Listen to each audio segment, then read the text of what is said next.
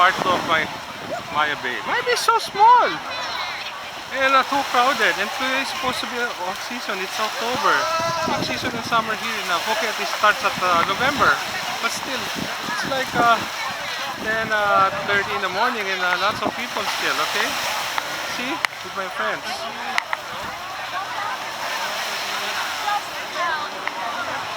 Okay, just walking around. But okay, about the sand, it's so fine. Okay, it's powdery white. It's comparable to the Boracay white sand in the Philippines. Okay. No, we have to swim so we can take underwater videos and pictures. So again, the Macho Mike here at Maya Bay in Pipile with my friends. Saan kayo punta? CR? Ha?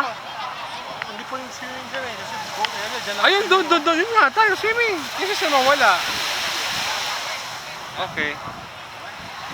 Signing out.